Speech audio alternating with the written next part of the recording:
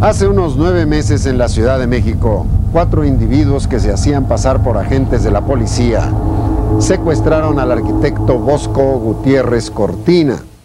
Esto fue el 29 de agosto de 1990. Y de hecho, yo era una persona muy disciplinada, que yo creo que fue parte del plan que estas personas ejecutan sobre alguien que es muy predecible en su horario. Yo corría todas las mañanas, seguramente ese día también me habrán seguido, y fui a misa a las 8 de la mañana a una iglesia que está cerca de aquí de esta casa, el Santa Cruz del Pedregal. En esa iglesia hay una imagen de la Virgen muy bonita, y siempre que yo iba a esa misa salía yo muy rápido porque tenía que agarrar el periférico para ir a trabajar. Ese día, justo que tenía yo mucha prisa por salir, estaba detrás de mí una tía que siempre yo digo tía de pariente, no de tía señora, me regañaba porque salía corriendo y dije, pues ahora sí me amuelo porque aquí está la tía y ahora sí me tengo que quedar aquí. Y eso me hizo autocastigarme unos minutos adicionales y quedarme ahí, cosa que me hice como consciente de la imagen de la Virgen, que nunca la había yo visto con tal detenimiento. Me impresionaron sus ojos, mirando a los míos. Apunté en mi agenda sacar foto de la imagen de esta Virgen con los ojos abiertos, porque o sea, qué bonito que hay una Virgen con los ojos abiertos.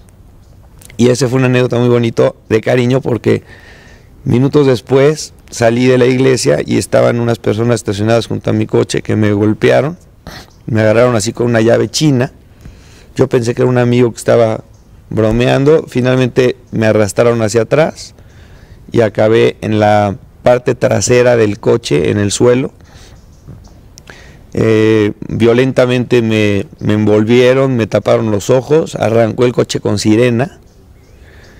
Y dentro de aquel torbellino de sucesos en el que te ves envuelto, lo único que me calmaba eran esos ojos que dejaba detrás. No había dado un viaje violento, hizo escala en un estacionamiento, en un lote baldío, en donde me cambiaron de la parte delantera a la cajuela del coche, me quitaron la ropa y desnudo, sacaron mi cartera, mis identificaciones, me pusieron unos gogles, unos anteojos negros de esquiar en los ojos, pintados con negro, y me aventaron en un portaequipajes, ya preparado perfectamente, sin nada de herramientas ni nada, totalmente vacío. Cerró el coche y adelantó otras 6 horas. Bosco me había dicho que él que iba a ir a misa y de ahí se iba a ir a Cuernavaca a ver un proyecto que él estaba terminando, y que ni siquiera iba a venir a comer. Entonces yo había quedado con Marisa, mi hermana, de salir a un lugar, ella iba a pasar por mí y yo me estaba arreglando. En eso recibí una llamada de una señora conocida y me preguntó que si me había hablado una tía de Bosco, que es la tía Lucero, y le dije que no, y me dijo, ¿de veras no te he hablado? Y me insistió mucho, le dije que no. Entonces le dije, me dijo, ¿en qué camioneta iba Bosco? Le dije, entonces yo ya muy exaltada le dije, pues ¿qué pasó? Y me dijo, ¿de veras no te ha hablado la tía? Le dije, no, ¿qué pasó? Entonces me dijo, ay chula, me dice, parece que se llevaron a tu marido. Me acuerdo que cuando yo llegué al lugar donde me iban a tener finalmente ya secuestrado, vi mi reloj por última vez, que me lo quitaron, un reloj así normalito, de esos de calculador, y eran las 3:30 de la tarde. Y entonces quiere decir que a mí me agarraron tipo 8:30, después de misa de 8:40 quizás, y llegué al lugar del destino a las 3 de la tarde, 3:30 de la tarde. El lugar era un lugar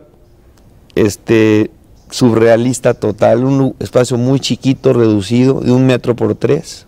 Yo vivía realmente en un espacio de 2 por 1, porque el último metro de atrás estaba reservado para un piso tipo baño, con una coladera que daba un hoyo, que ahí mismo se iba todo la suciedad. y un excusado, un toilet, pero sin agua, o sea, el toilet no tenía tanque.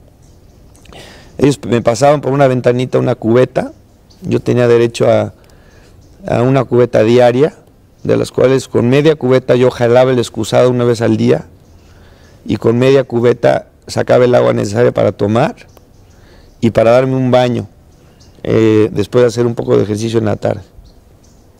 Y estaba más o menos confinado ese lugar. El lugar estaba muy bien preparado, estaba forrado de un bajo alfombra plástico blanco, unas 5 capas, sujetas con tiras de madera, una ventana que comunicaba con el exterior por donde me pasaban la comida, una cámara de video tomándome las 24 horas al día, yo desnudo, porque al principio me quitaron la ropa, no pasé fríos, porque era un lugar aislado, bien protegido, no tenía ventanas, y tampoco tenía conciencia, por lo tanto, del día y la noche, o sea, yo no sabía cuándo era de día, cuándo era de noche, etcétera. Entonces tuve que empezar a vivir con ritmos de comida, otro tipo de referencias, ¿no?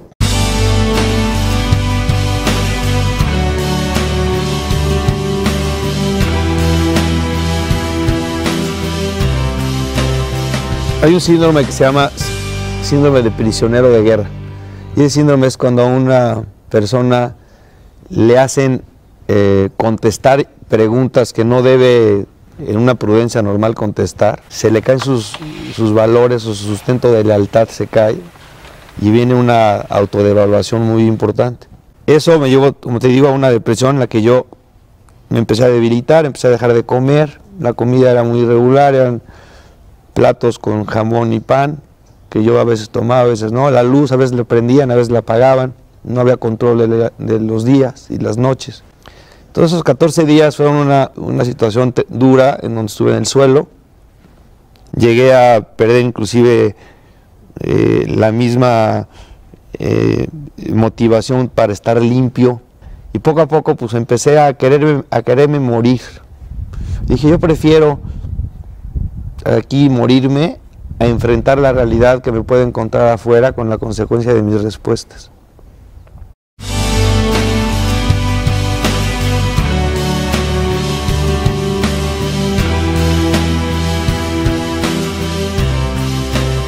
Yo creo que ellos vieron que su mercancía se les estaba yendo, porque por otro lado mis hermanos, que estaban muy bien asesorados, habían empezado a mandar unas señales a los secuestradores que ellos no harían ningún tipo de pago de rescate sin una prueba fehaciente de mi vida.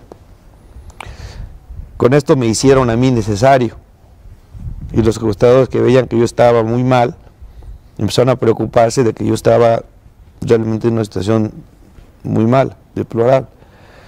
Prende la luz uno de los secuestradores, se acerca, yo lo veo a esta distancia.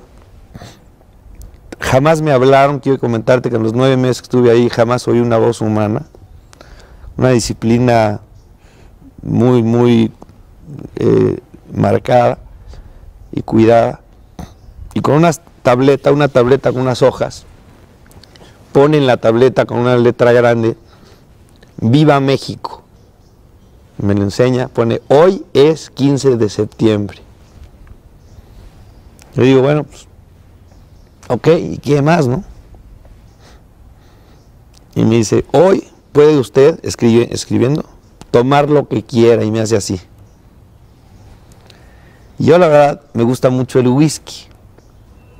Y yo dije, bueno, pues un whisky ahorita me va a caer muy bien, me va a calentar, me va a dar energías, me va a quitar de la boca ese sabor que tengo pastoso de bilis, y tenía el labio todavía sin cicatrizar de un golpe que me dieron en la captura, todavía estaba medio mala la herida.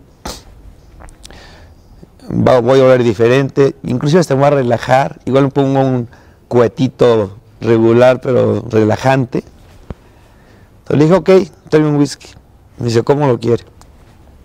Un vaso jaibolero, alto, lleno hasta arriba, solito, straight, con un hielo grande. Y también me dice, ¿qué whisky? Le digo, Chivas, por favor. A las 3 horas más o menos llegó el whisky, Abre la ventana, prende la luz otra vez este guardián y pone el vaso de whisky a una distancia de 3 metros de mí. Yo dije, pues esto es un sueño, ¿no?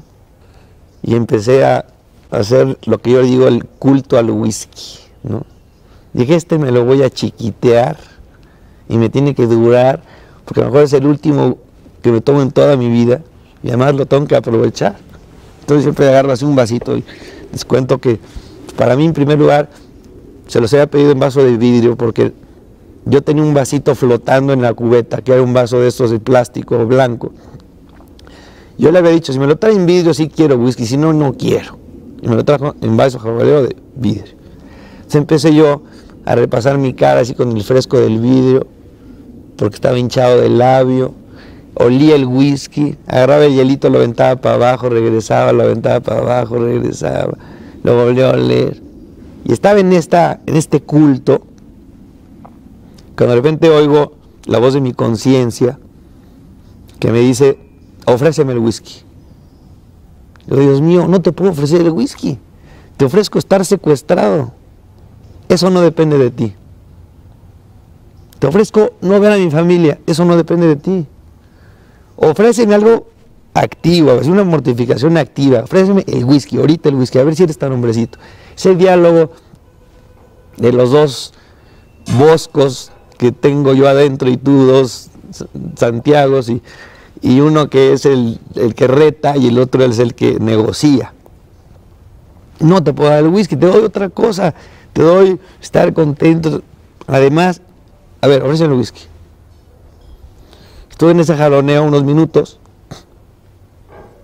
me volteé dándole la espalda a la cámara porque yo no quería tampoco ofender a los guardianes de que vieran que yo tiraba mi whisky, porque yo no quería cerrarme la posibilidad que en un futuro pudiera haber otro chance, ¿no? Yo dije, pues este cuate ven, le doy un whisky, lo tira, pues no le voy a dar otro. Entonces me puse así de espaldas y tiré el whisky al excusado completito sin darle un sorbo. El vaso lo dejé caer, me volví a acurrucar al fondo del cuarto sin saber si había hecho una tontería o una cosa buena. Me dormí, desperté después de unos ratos de estar ahí dormidito y por primera vez en esos 14 días me incorporé, me puse hincado, con ganas un poco de... sentía algo positivo dentro de mí. Tomé una hoja que había sobrado del interrogatorio que por ahí estaba volando y la plumita, que era una plumita Bic, de estos bolígrafos Bic, y atrás de esa hojita que había sobrado puse hasta arriba 16 de septiembre porque supuse que esa era la fecha, al día siguiente del whisky, y puse hoy vencí mi primera batalla, entre paréntesis whisky flush le puse, porque hoy le puse me doy cuenta que soy libre y de que todavía guardo dentro de mí la posibilidad de ofrecer lo que yo quiera o de no ofrecer lo que yo no quiera. Y por lo tanto, como pude ofrecer esto, algo valgo. Y empecé a encontrar que en esa aceptación de las cosas empecé a vivir un poquito más en paz, menos, digamos, en tensión con las cosas. El cuartito pasó a ser de un agresor a un aliado, era mi refugio. Mi cuartito era mi refugio. Entonces pedí instrumentos de limpieza, me puse a limpiarlo un día hasta la última hormiguita que encontré con la uñita, al excusado que estaba amarillo le empecé a pegar con la uña durísimo hasta que se quedó limpio, perfecto, le saqué la marca, se llamaba Modelo Vallarta, azul, perfecto, de tal manera que era mi cuarto. Yo decía, bueno, si del cuarto para afuera quieren vivir ustedes en su realidad cochina y desarreglada, hagan lo que quieran, pero de la ventana para adentro regresa el arquitecto Bosco Gutiérrez Cortina y aquí va a estar ordenado todo y me siento en el excusado sin asco porque está limpio y es mi excusado, no es el excusado de los secuestradores donde me guardan, no, es mi excusado.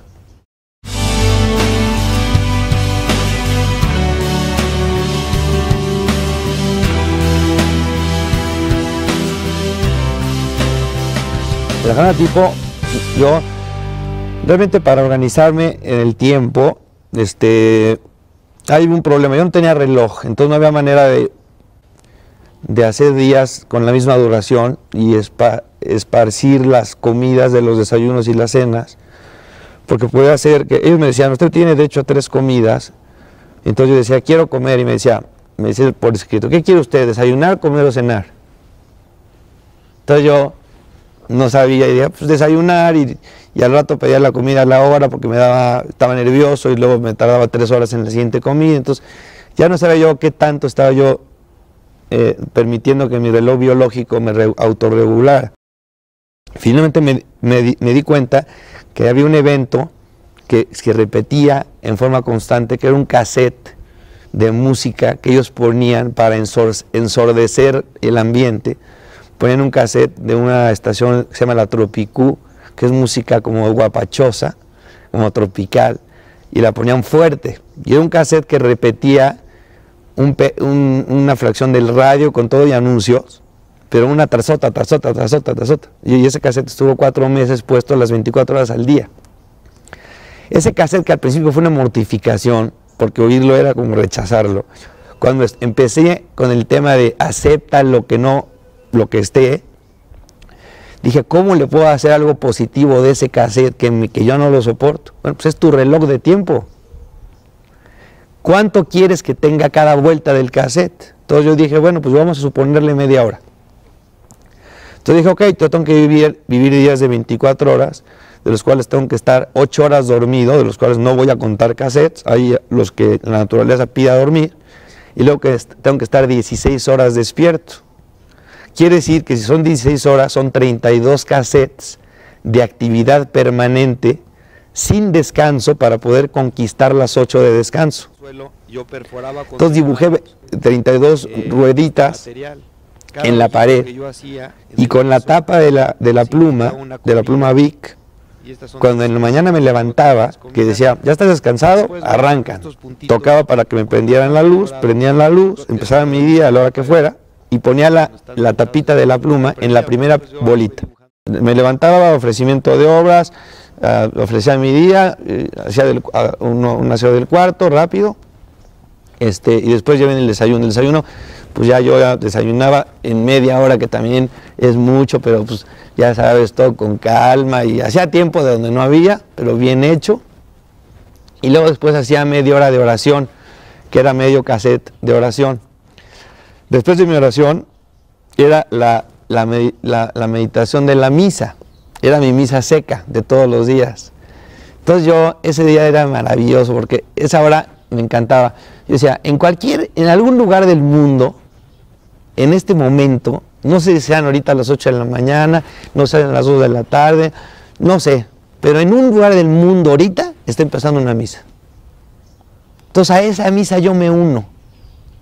Entonces yo, como no sabía ni la lectura de ese día ni nada, pues yo me las inventaba.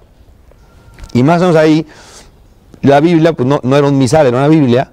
Entonces yo, pues con una secuencia, pues decía, a ver, ya va entrando el sacerdote. Entonces imaginaba una capilla virtual, me unía en alma y cuerpo a ese sacerdote que estaba en ese momento oficiando.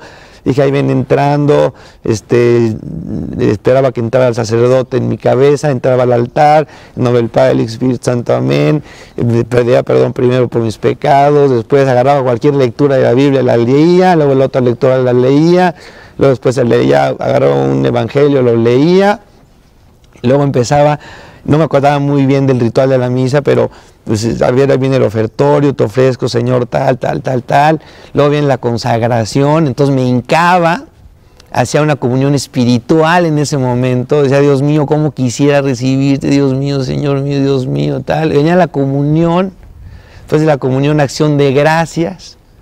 Y después de acción de gracias, pues rezaba como si estuviera en una misa.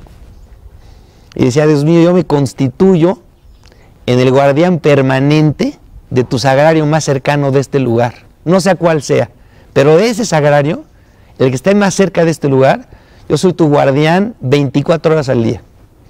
Y por eso hay unas frases ahí en la pared que dicen, soy un soldado de Jesucristo. ¿Cómo nos llegamos a acostumbrar a la comunión, que llega a ser una cosa casi de rutina diaria, y que empiezas a perder realmente la capacidad de asombro de lo que es la comunión.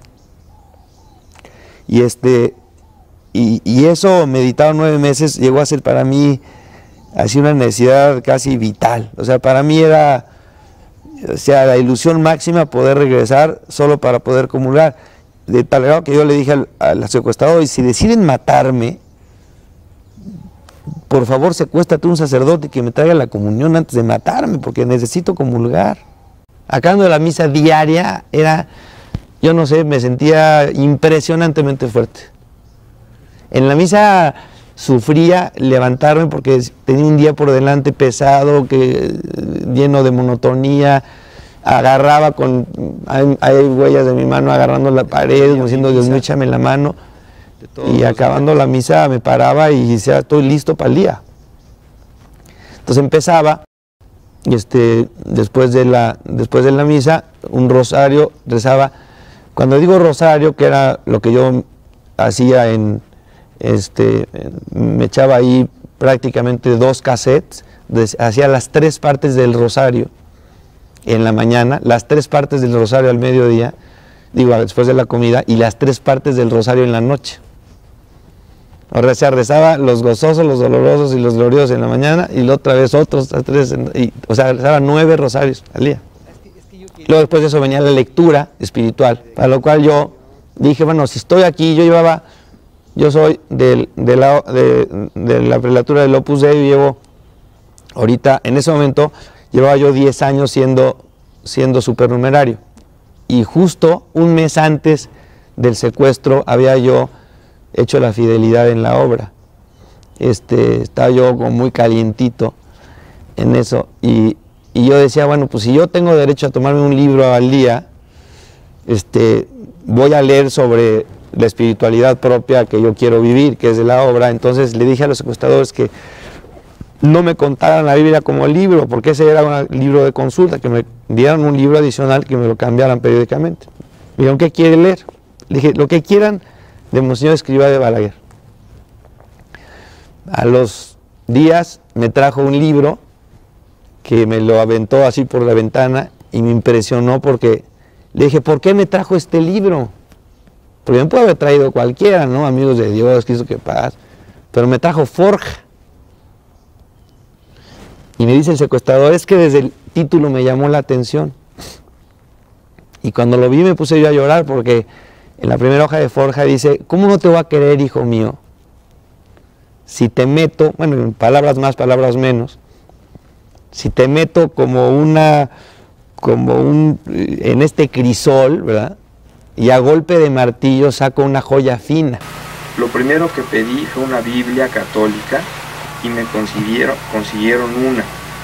Después revistas como Life, Newsweek, México Desconocido, etc. Y también les pedí un libro de un autor que seguramente ustedes conocen, que se llama Monseñor Escrivá. Y me trajeron uno de casualidad que se llama Forja, que me ha caído como anillo al dedo. A estas alturas ya llegaba la hora de la comida, pedía yo la comida, me traían la comida, dedicaba para la comida 2 cassettes porque era un poco más relajada, y después de la comida rezaba otra vez otra corona del rosario, los 3 misterios, así como les digo, meditaba muy largo, y acabando los misterios hacía 3 horas de ejercicio. Entonces eran 6 cassettes, en donde yo corría 1 hora y media en el mismo sitio. Yo era maratonista y corría carreras de 42 kilómetros. Entonces yo dije, bueno, si ellos dicen que va a durar de 30 a 40 días y mi expectativa es de otros secuestrados es que han durado 23, 27 días, pues voy a hacer una carrera de 42 días y casi estoy seguro que con eso la cubro. Estos curvas son los maratones que yo corría. La primera pues es este maratón, ¿no? Que viene aquí así, el en medio, que está dividido en 42 rayitas, que fui corriendo cada día hasta llegar al día 42, después hice uno para arriba, otro para abajo, y así acabé corriendo 7 maratones. ¿Cómo puedo motivar el ejercicio diario que es tan flojeroso? Dije, bueno, pues mira, vamos a hacer una lista de toda la gente que tú sabes que está rezando por ti ahorita. Y si tú te pones un día a pensar en la gente que tienes anclada en tu vida, te vas a dar cuenta de tu verdadero tesoro, porque tu tesoro no es tu cuenta de cheques, ni es tu chamba, tu tesoro es tu gente en esta vida. ¿Quién es tu tesoro? Pues tu tesoro es, pues ponte a pensar, mucha gente que tienes a tu alrededor que le preocupas, pues. Esa gente que sabía que estaba secuestrada, yo dije, me voy a poner como este señor avaro que abre su cofre y saca las monedas diario y las pule, goza en sus monedas de oro y las vuelve a guardar en su cofre, ¿no? Entonces voy a repasar mi tesoro diario. Voy a correr 1 minuto por cada uno de ellos. Yo había hecho una lista de 80 nombres, que eran 80 minutos corriendo. Cada minuto, ¿cómo lo cuento si no tengo reloj? Entonces era una oración a Monseñor Escrivá, más Padre Nuestro, Ave María y Gloria. Eso dura 1 minuto. Si ustedes lo miden y lo leen, lo rezan con pausa, eso es aproximadamente 1 minuto.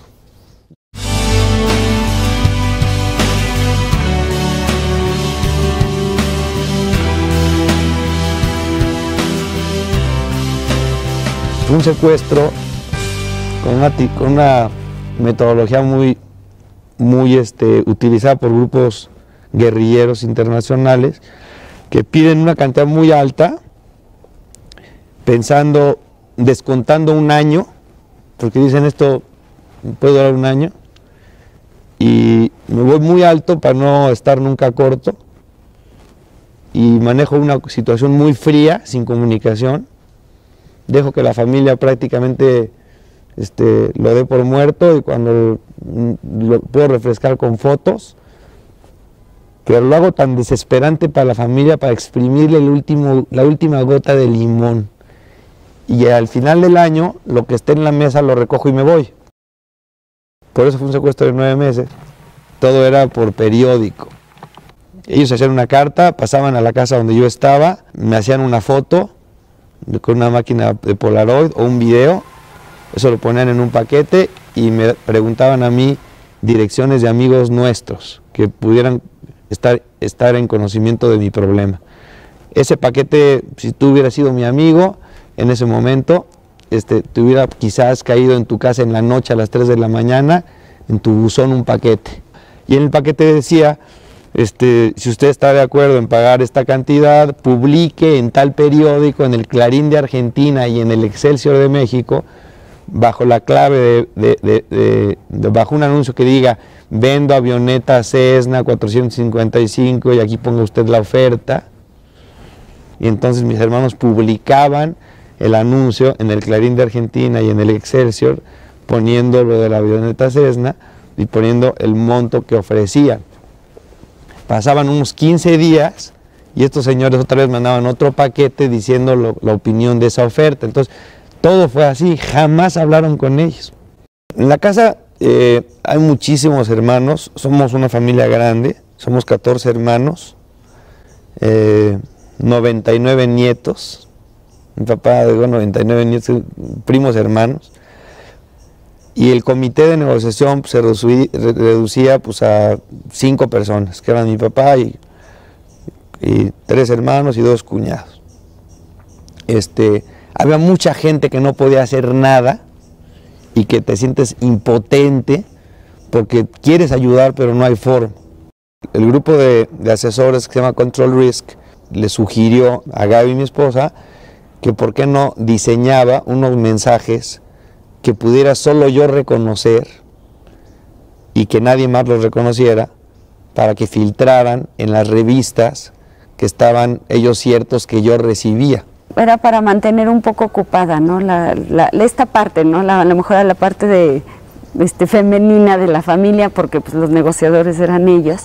Entonces, pues así estuvimos muy ocupadas, sentías que estabas haciendo algo por él. Y pero fue algo impresionante, porque a la hora que hubo el contacto y él lo corroboró, bueno, hasta ni ellos mismos lo creían, ¿no? Hasta ellos mismos, o sea, tuvieron un impacto muy fuerte y lloraban, igual que nosotros, decir, se hizo contacto con esa víctima. Entonces, pues era un aliciente mucho más para vivir día a día, un día más, un día más. Yo soy arquitecto y y había dado una conferencia ese mismo año, en el 90, de arquitectura en Los Ángeles, que se llamaba La riqueza del espacio interior. Y había en la portada de la conferencia una foto de esta casa, en donde salía la casa y abajo decía en inglés, The Richness of Internal Space. Entonces, un día estaba yo viendo el Newsweek en mi celda, el 5 de noviembre, y abro y veo un anuncio con la foto en blanco y negro de mi casa. Qué raro que, digo, tuvo buena la conferencia, pero tampoco tan buena como para que la repitieran en el Newsweek, ¿no? Y decía ahí, The Richness of Internal Space. Dije, pues mi conferencia. Parafraseaba unas frases de la misma conferencia y firma Glorieta Group. Glorieta era la oficina de mi papá, así le llamábamos en la familia, porque mi papá tenía una glorieta enfrente, y entonces mi papá decía, nos vemos en Glorieta. Entonces era fácil imaginar que estaban ahí en la oficina de mi papá negociando. Cuenten conmigo como parte del equipo en que yo me cuidaré y seguiré echando todas las ganas para salir adelante. Ellos no tienen intención de lastimarme, así me lo han demostrado, con su trato respetuoso, siendo sus intenciones muy claras y objetivas. Pasaban unos días y mis hermanos, que actuaron muy bien en el sentido de mantener útil al REN, empezaron a exigir que necesitaban pruebas de vida permanentes para, digamos que, aceitar la negociación. Ellos les mandaron en un anuncio el periódico diciendo, no negociamos mientras ustedes no nos tengan viva la prueba de vida de la CESNA, de que está en perfecto estado y tal. Total, empezaron ellos a decir, pues, vamos a hacer un método que a nosotros nos convino mucho, de hacerte una foto cada semana, cada 10 días, y la mandamos a tu familia por DHL o por Federal Express, o la mandaban así. Y en la foto abajo, yo les dije, ¿por qué no me permiten personalizar cada foto para que vean que la foto no es de un cadáver, sino es una persona viva? Entonces yo tenía 2 o 3 rengloncitos que se podían escribir abajo de la Polaroid, y entonces ahí les puse a mis hermanos, estoy muy bien en la riqueza de mi espacio interior. Y les puse como preocupación, estoy muy preocupado por Gaby, ahí se las encargo. Yo en un momento dado pues también decía, pues yo tengo 2 caminos, ¿no? O me hundo en una tristeza profunda en mi cuarto, o tengo que salir adelante. Tengo 7 hijos por los que tengo que ver, y pues tengo que seguir, ¿no? Y yo en un momento dado sabía que si yo estaba bien, pues la familia iba a estar bien, ¿no? En el siguiente Newsweek me llega el logotipo ahí de Gaby, de unas tarjetas que ella tiene, porque ella maquilla novias y le gusta mucho el maquillaje, y tiene su marquita de trabajo que se llama Modem. En el inserto mexicano es donde publicaban una tirita a mis hermanos y decía Modem, maquillaje profesional, arreglo personal. Soy mujer, o sea, mamá, formadora de personas, mamá, conservadora y transmisora de los verdaderos valores, o sea, conservo y te transmito mi cariño, yo lo veía. Y decía así, una mujer que es firme como una roca, fuerte como el acero, serena como el atardecer, confiada como un niño y bonita como una flor, es capaz de mantenerse en pie y hacer felices a los que la rodean. Te espero, segura de poder ayudarte. Glorieta Group. Yo veía eso, lloraba, pero además me comprometía, porque en la pared escribía, ¿cómo debo de estar yo? Pues a la altura de mi vieja, firme, fuerte, sereno, tranquilo y confiado. Así tengo que estar, porque somos vasos comunicantes.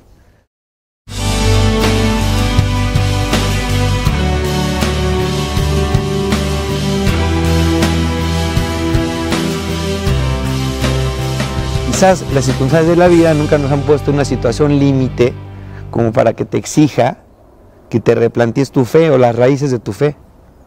Pero de repente es bueno hacerlo. De repente es bueno decir, a ver, Bosco, ¿por qué crees en Dios? ¿Qué te da lógica para que, a ver, ponte en cero? Olvídate ahorita de nuestro Señor Jesucristo, Dios así. ¿Por qué crees en Dios? Tú decías, bueno, pues a mí me gustan mucho los relojes, me fui tema de Santo Tomás, ¿no? Y tú necesitas cierta inteligencia para armar un reloj, pues más inteligencia para armar un reloj de alta complicación y mucho más por un universo, es imposible. Y fui repasando las cosas que ya sabemos, pero que a veces no las haces tuyas, hasta llegar a una terminación de decir, yo creo en Dios. Entonces yo me advertí y decía, Bosco, aguas con tu respuesta. Es como la píldora de Matrix, ustedes han visto la película. O te tomas la roja o te tomas la azul, pero no hay vuelta en U. O sea, si dices que crees en Dios, tienes que ser consecuente. Número 1, acepta como hombrecito la voluntad de Dios como venga.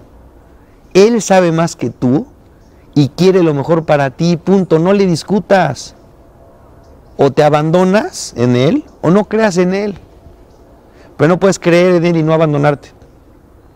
¿En manos de quién pones el secuestro? ¿En manos de una visión tuya que tiene una distancia de 3x1? ¿O en manos de un piloto, que es Dios, que tiene una visión infinita?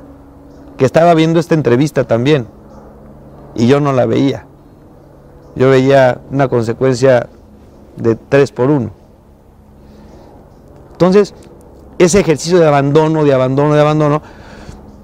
que se dice fácil y lo hemos oído mucho, bueno, pues lo tenemos que volver a hacer actual en las cosas más chiquitas y las cosas más complicadas. Pero sí me llevó a mí en 9 meses a considerar que un cristiano realmente abandonado en manos de Dios es prácticamente invencible. En el tema apostólico recuperé un sueño que había tenido en la infancia a los 12 años y que marcó en mi vida a mi mamá cuando iba yo a Estados Unidos en el coche al aeropuerto, cuando me fui 2 años, y mi mamá me dijo, dije, mamá, tuve un sueño bastante raro. ¿Qué soñas? Que estaba en el infierno. Bueno, ¿y qué pasó? No, pues estaba un tipo enfrente de mí diciéndome, eres un idiota, insultándome. Yo le decía, ¿por qué me insultas si los dos estamos aquí en el infierno? Y el cuate me dijo, es que tú estás en el infierno por no haber hecho apostolado. Y yo estoy en el infierno porque nadie me rescató del error que yo estaba. Si tú me hubieras ayudado a mí, los dos estaríamos allá arriba. Entonces mi mamá, que era un alma apostólica, cañón, y aparte, bueno, fue así como un pase a gol para mi mamá, que mi mamá me dijo, perfecto, qué bueno que soñaste esto, porque acabas de descubrir tu responsabilidad como cristiano. Entonces me dijo una anécdota que no se me olvida, que es muy bonito, que no sé de dónde lo sacó mi mamá, también era de la obra, mi mamá, no sé si algún día alguien me diera de dónde salió, o si fue cosecha de ella, pero me dijo, es que el cristiano es una moneda de 2 caras. Y una moneda sin una cara no vale. Y en el cristiano de un lado se llama santidad personal y del otro lado se llama apostolado. No hay santos egoístas. Eso me quedó en la mente. Y con mamá se había muerto unos años antes del secuestro y traía yo muy de moda recuperar recuerdos de mi mamá. Encajó muy bien ahí y dije, Dios mío, ¿cómo hago apostolado con estos secuestradores? Porque no me quiero morir y que el tipo que me esté insultando en el infierno sea el Tecate, que me diga eres un idiota porque Dios permitió que estuvieras 9 meses en este cuartito y nunca viste tras las manos de los secuestradores hijos de Dios que en realidad somos. Tan hijos de Dios como tú y como cualquiera de nosotros, tan merecedores de la sangre de Cristo como tú y como yo. Entonces dije, no, pues eso no me puede pasar a mí, entonces que de mí no quede. Entonces, ¿cómo le hago para ser apostolado? Bueno, pues el procedimiento de nuestro Padre, número 1, oración, número 2, expiación y mortificación, y en tercer lugar, y muy en tercer lugar, la acción, que me veía muy bien esa frase, porque dije, ojalá no llegue la acción, ¿qué voy a hacer? Llegue el día de Navidad, les mando un recado, señores guardianes, hoy es Navidad y hoy no hay secuestrados ni secuestradores, todos somos hijos de Dios, y a las 8 de la noche vamos a rezar, se los puse así. Pues a las 8 de la noche, que no sé qué horas serían a las horas que les mandé esto, de repente toca uno de los guardianes en la ventana, se abre la ventana, se acerca el Tecate con su capucha blanca unas letras, una T, una K y una T, Tecate, así con las ranuras de los ojos, y me dice, con unos guantes rojos, me dice, estamos listos, escribe. Se echa para atrás y había 5 guardianes, pegaditos uno tras el otro, cruzados de brazos viendo para abajo. Y uno de ellos dice, adelante. Entonces dije, ¿qué les digo, Señor, a estas personas? Yo decía, Dios mío, habla por mí, utiliza mi garganta. No se me ocurrió otra cosa más que platicarles un poco lo que vivimos en familia aquí en Navidad, como estuviera hablando con unos amigos, lo que es la Navidad para nosotros en la familia. Tomé el Evangelio de San Lucas, leí el pasaje del Evangelio de Navidad, después recé un Padre Nuestro 10 Aves Marías que me autocontesté porque ellos no abrieron la boca, y después dije, pues muchas felicidades, y uno por uno pasó y me dio la mano, con una mano de respeto, ¿no? Una mano, ya no esa mano prepotente, aventada, sino una mano de respeto. Cuando cerró la ventanita, ¿quieres tú saber lo que era la felicidad encarnada? Pues era yo, ¿no? O sea, nunca había yo estado en un estado de felicidad más pleno que ese momento. Le digo a Gaby que es la Navidad más feliz que he pasado en toda mi vida. Esa Navidad la pasamos como siempre en casa de mis suegros. Yo sabía que, la expectativa estaba sobre mi familia, pero salió igual que siempre, ¿no? O sea, muy bonita, obviamente todo era por Bosco y pedir por Bosco. Estaba chambeando por mi jefe, desnudo, sin nada material que me complicara la vida y sintiéndome plenamente justificado y feliz. Estaba yo emocionadísimo. Uno de ellos me trajo unas chanclitas, otro de ellos me trajo unos calzones blancos, otro de ellos me regaló un relojito de esos de plástico así chiquito, sin luz, pero pues, daba la hora, ya no tenía que contar cassettes. Y fueron gestos así como de un vuelco de tortilla. O sea, te cuenta que el secuestro fue antes y después de Navidad. Uno de ellos me manda una nota unos días después y me dice, arquitecto Bosco, ya no burgués hijo de tal por cual, sino arquitecto Bosco de usted, díganos por favor de dónde saca usted tanta fortaleza. Entonces lo mando llamar al Tecate, se presenta con su capucha y le digo, mira Tecate, la verdad es que no tengo miedo. Y decirle eso a un secuestrador que tiene su metralleta cruzada, pues es bastante fuerte. Y no tengo miedo, y te lo digo, no tengo miedo, porque yo no me voy a morir ni un minuto antes, ni un minuto después del que Dios quiera, no el que tú quieras. Ahora, si tú me matas, y Dios te lo permite solo en respeto de tu libertad, Dios de ese mal saca un bien mayor llevándome al cielo.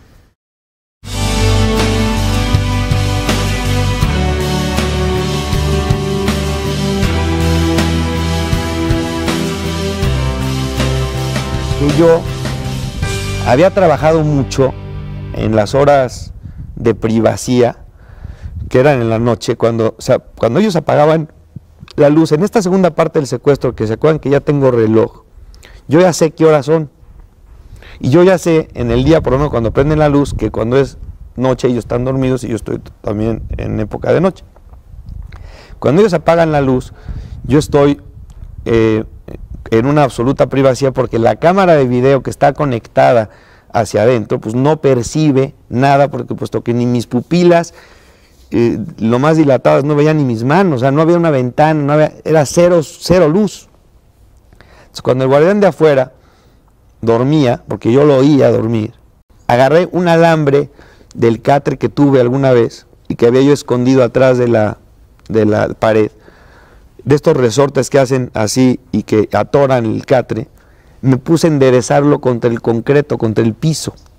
Me tardé como 3 meses en enderezar un alambre medianamente derecho. Yo decía, bueno, estos cuates no me tienen que ni matar, siempre salen corriendo, ¿y cómo me salgo? Entonces yo quería tener un medio para salirme en caso de que me dejaran abandonado. Yo nunca hice nada con aras de plantear un escape real como el que fue, sino realmente yo lo que hice fue que de mi lado poder tener algo para que en caso de yo sentirme solo y abandonado, poder tener los medios para abrir y no morirme. Entonces con el gancho, memorizando el mecanismo de la puerta, hice una ganzúa para poder meterla y alcanzar el pasador por fuera. Todo eso les cuento porque estaba yo en condiciones de intentar, digamos, salir por mis propios medios en caso de sentirme solo. Eso es el punto.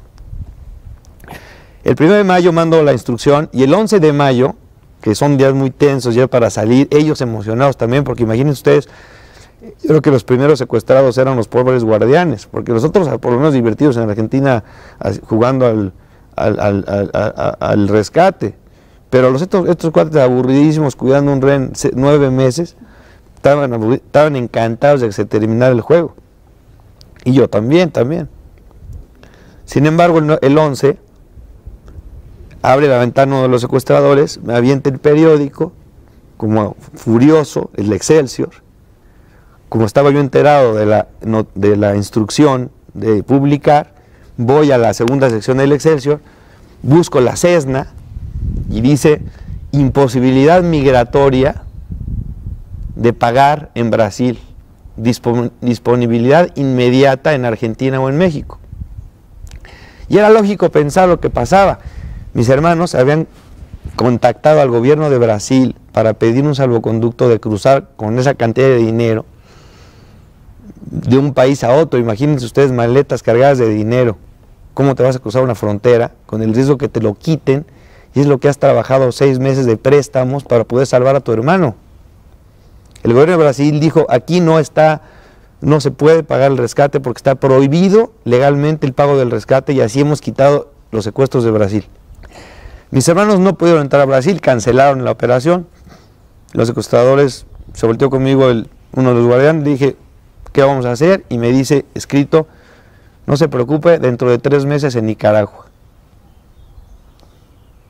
Yo estaba devastado, dije ya, hazte cuenta que yo corría un maratón, llegaba a la meta y te dicen otro más, y te recorro 42 kilómetros la meta. Obvio que dices, ok, pues los tengo que correr, pero pues déjame aventarme al suelo 3 días a descansar y luego paro a correr. Y esa volver a hacerte la idea de seguir adelante era lo que a mí me daba unos golpes terribles. O sea, yo ilusionado por salir otros 3 meses, pues me lloraba en el suelo a agarrar fuerzas a ver de dónde. Estaba en esas cuando de repente la rutina de la mañana era que todos los días yo despertaba, a mí me acostaban como a las 2 de la mañana en mi reloj y me despertaban, y cuando yo veía mi reloj al despertar, porque no lo podía ver a oscuras, eran las 10 de la mañana. Quiere decir que a mí me tenían recorrido de 2 de la mañana a 10 de la mañana, mis 8 horas. Pero yo abría los ojos de las 8 de la mañana, 2 horas antes de que prendieran la luz. Y ese momento me gustaba porque era un momento que yo me concentraba en el ruido de los guardianes y empecé a memorizar sus rutinas que tenían. Y además rezaba, empecé a rezar mis rosarios ahí en la mañana. Pero yo ya perfecto, que el guardián que había dormido atrás, levantaba su cuarto un poco, luego se dio una regadera de un guardián, y ya sabía que ese guardián que se estaba bañando es el que sustituía el que estaba afuera. Y entonces la señal de la regadera era que pues, en unos minutos iba a pasar, luego entraba, o ya que se metía, que cuchicheaban así unos ruiditos de palabras, y ya era el cambio de guardia, y luego ya me prendían la luz. Ese día, 11 de mayo, que yo no dormí nada porque estaba yo traumado con la noticia de la cancelación, que también te quiero decir que aquí en la casa era un día de luto, porque Gaby, mi esposa, le habían dicho con el video del 1 de mayo que ya estaba listo todo y que habían citado el 11 de mayo en Brasil. Cuando el secretario de Finanzas de Collor de Mello, que hasta ahí llegó, les cancela a mis hermanos la posibilidad de meterse a Brasil, el 11 de mayo mis hermanos publican la negativa, y Diego, mi hermano que estaba en cargo, llega con Gaby, mi esposa, y le dice, te quiero decir, Gaby, que no lo podemos rescatar, porque no hay manera, o sea, no podemos llegar a donde ellos nos citan, fíjate el trauma. O sea, en la noche me la pasaba así, poniendo mi cara aquí con el niñito Dios, porque ya no hallaba yo consuelo, de dónde tranquilo, que había recibido la noticia de que no iba a salir, entonces estaba yo traumado. Y de repente veo que se prende la luz de afuera, porque por las ranuras de la puerta se prende. Y qué chistoso que se prenda la luz y todavía no empieza la regadera que tiene que sustituir. En eso oigo que el guardián se prende la luz y se sale del cuarto de los guardianes, porque oía como que se arrastraban fuera, y no oigo cuchicheo ni cambio de guardia, y de repente oigo la regadera. Entonces digo, ay, caray, pues se salió antes de que llegara el guardián de turno. Quiere decir que ahorita no hay nadie afuera, ahorita. Y eso pues era un feeling interno, ¿no?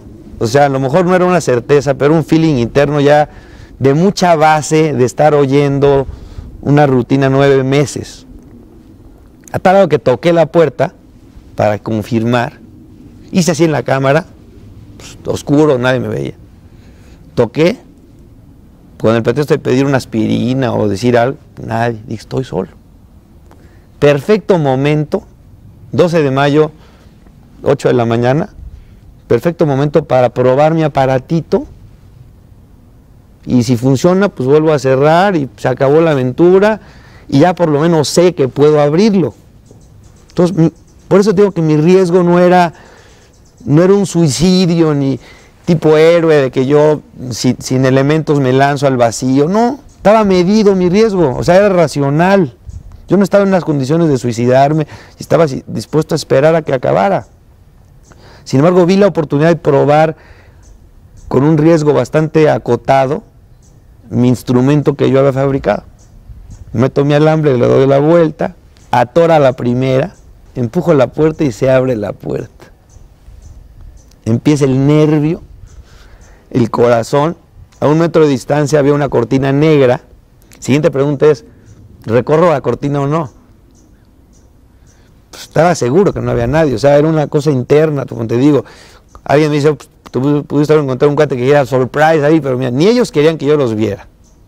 Si hubieran oído que abría la ventana, seguramente hubieran ellos pateado alguna cosa. Yo no oí nada y me dio la tranquilidad. Entonces, una de las tiras de madera que estaban ahí pegando mi bajo alfombra a la pared, ya la tenía yo prácticamente suelta de tanto jugar con ella en tanto tiempo. La desprendí y con eso recorrí la cortina negra. Y por primera vez en 9 meses vi lo que había detrás de la cortina negra, que era un cuarto de 6 metros de largo por 1.5, 1,5 de ancho. Y al final de ese cuarto, a la derecha, había un pasadizo como de 60 centímetros por 60, por donde se arrastraban los guardianes para salir de ese cuarto. Por eso yo oía cuando entraban y salían los guardianes, no era caminar, sino era arrastrarse. Ya vi lo que tenía que ver, eran las 8:30 de la mañana, en mi reloj, falta 1:30 para que me apaguen, voy a cerrar y se acabó. Cierro la puerta, se abre, cierro la puerta, se abre, cierro la puerta, se abre. Era imposible cerrarse por dentro. Se tenía que cerrar y forzar la aldaba que caiga. No caía la aldaba solita, por gravedad. En ese sentido me sentí yo atrapado en una disyuntiva, porque dije, se está acabando la regadera del señor, va a venir el cuate del baño, va a ver que abrí la ventana, y eso sí para mí era la muerte, porque ellos me habían dicho, esto del secuestro no es dando, pajarito volando. Aquí primero se paga por sus hermanos y luego lo liberamos. Y lo liberamos siempre y cuando usted no represente un riesgo para nosotros estando suelto. Ese incógnito era suficiente como para mantenerme en una intranquilidad absoluta. Ya deja que lo hubieran hecho o no, matarme, porque quién sabe. Pero de que yo estaba muy atemorizado a lo que pudiera pasar, pues me aterroricé. Que me brinqué por la ventana.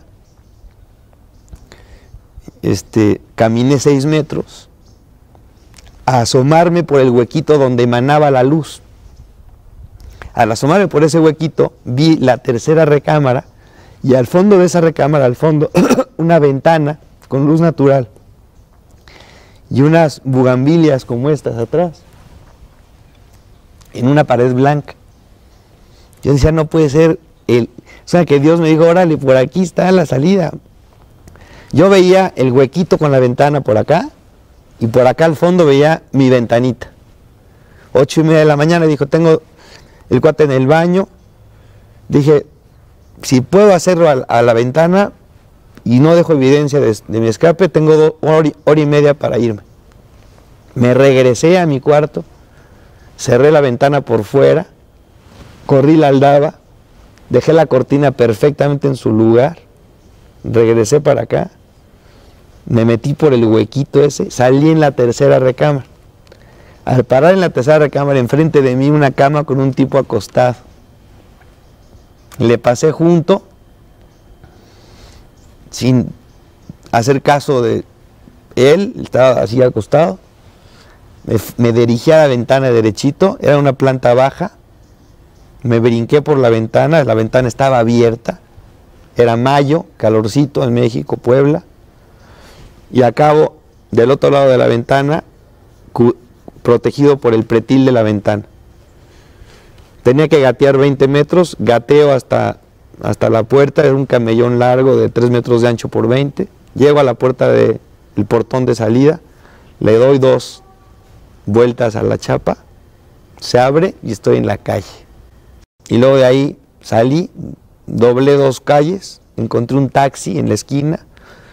Ese taxi se espantó mucho porque me vio así pálido, pidió ayuda a una ambulancia. Su reacción no fue llevarme sino pedir ayuda. Otro taxista se emparejó en el arroyo de la calle. Me pasé yo del taxi estacionado al taxi en circulación.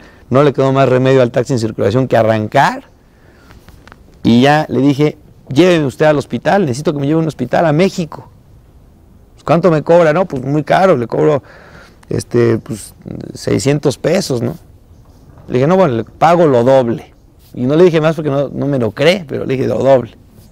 Este señor me dijo, con el aspecto que tenía, digo, pues órale, yo le llevo. Trae dinero, pues le dejo de prenda esta medalla.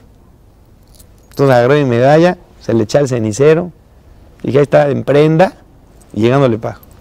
No sé cómo me creyó, pasó la caseta y se descompone el coche. Se baja, abre el motor, me paso yo para adelante, había un rosarito colgado del espejo de plástico y le grito al taxista, oiga, ¿este rosario es de adorno o es de uso? Y me dice, ¿por qué? Digo, ¿por qué no vamos rezando un rosario? Seguro usted tiene algún problema y yo tengo otro por qué dar gracias. Cierra el motor, se sienta en el lugar del conductor y arranca el coche tranquilo. Este taxista que ahora te cuento, es un amigo mío, le dije, oye, ¿por qué se descompuso el coche? ¿Y por qué de repente se arregló? Me dice, no, es que yo fingí que se descompuso porque usted me dio miedo. Entonces, ¿por qué cambiaste de opinión? Dice, porque me invitó a rezar el rosario, que desde niño no rezaba. Fíjate cómo ese detalle me salvó la vida.